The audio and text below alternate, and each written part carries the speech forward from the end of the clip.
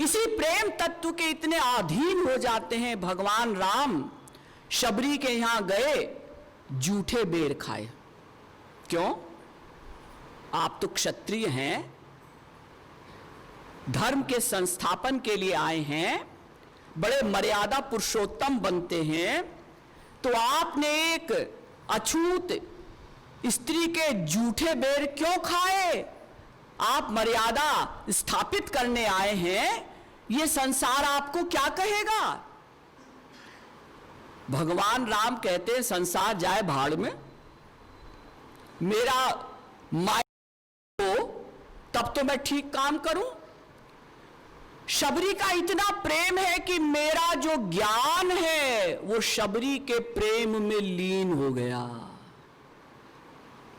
प्रेम में ज्ञान का लय हो जाता है। आनंद ब्रह्म में चिद ब्रह्म का लय हो जाता है। इसीलिए श्रीमद् भागवत में भगवान श्री कृष्ण दुर्वासा जी से कहते हैं, अहम भक्त पराधीनो ह्यस्वतंत्र इव द्विज साधुभिर्ग्रस्त हृदयो भक्तैर्भक्त जन प्रिय। श्रीमद् भागवत के 9वें स्कंध में भगवान श्री कृष्ण कहते हैं कि हे दुर्वासा जी, अहम भक्त पराधीनः, मैं भक्तों के अधीन हो जाता हूं। साधुभिर्ग्रस्त हृदय, ये साधु, ये संत, ये महात्मा मेरे हृदय को खा लेते हैं।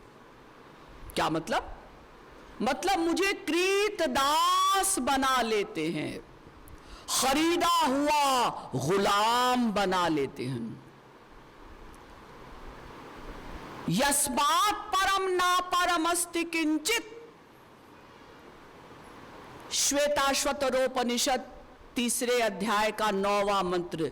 जिससे परे कोई तत्व नहीं, जिससे आगे श्रेष्ठ कोई तत्व नहीं, वो भगवान भी प्रेमा शक्ति के अंडर में हो जाते हैं, अधीन हो जाते हैं, दास बन जाते हैं। जिसके पास वो प्रेमा शक्ति आ जाती है उस भक्त के।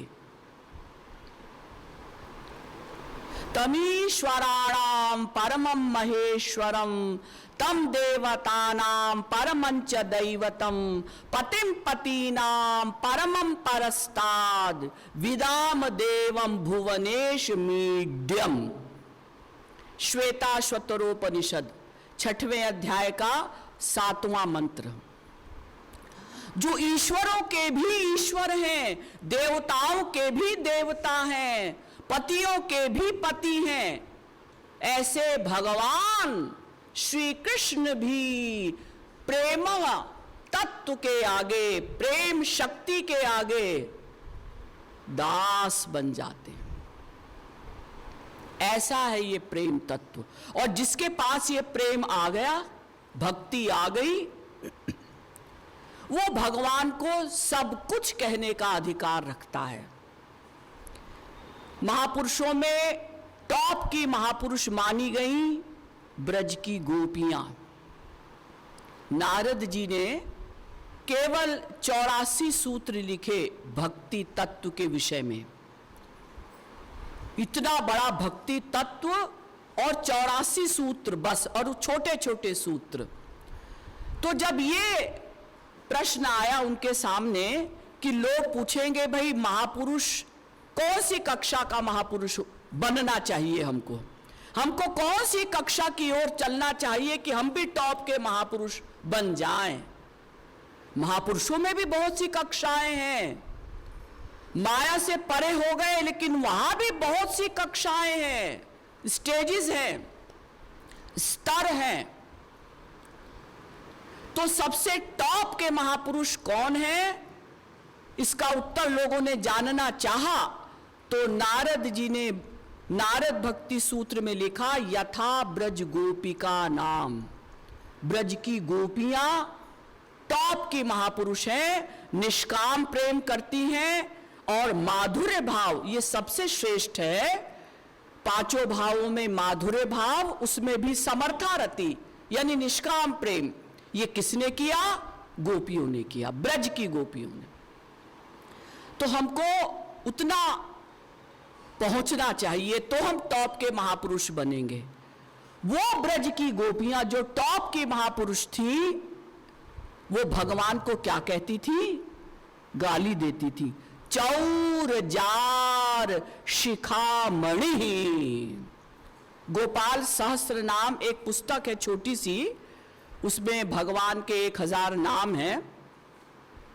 उसमें ये एक भगवान का नाम जो गोपियां बोलती थी, चौर जार शिखामणि। हे श्री कृष्ण, आप चोरों के सरदार हैं। सरदार माने टॉप करने वाले चोरी में, और जारों के भी सरदार हैं। जार माने कैरेक्टरलेस। ये दोनों गालियां बहुत बुरी मानी जाती हैं। आप अगर एक्टिंग में, हंसी में, मजाक में भी किसी को चोर कह दें, तूने हमारा ये सामान चुराया, मजाक में भी कह दें, कितना ही आपका प्यार हो, 1 सेकंड में प्यार खत्म, दुश्मनी हो जाएगी।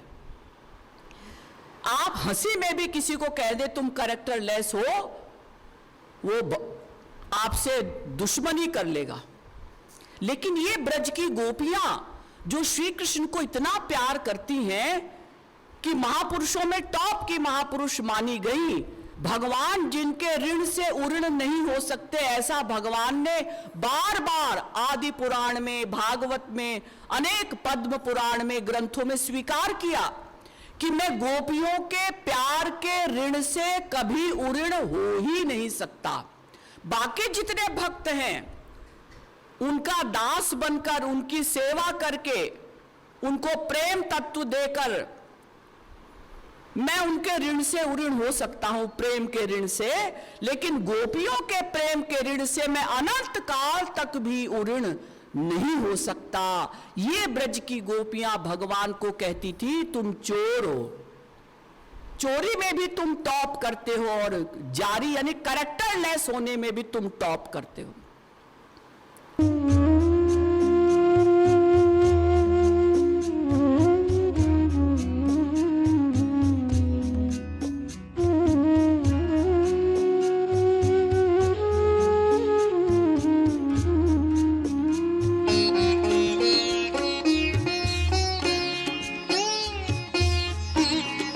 Oh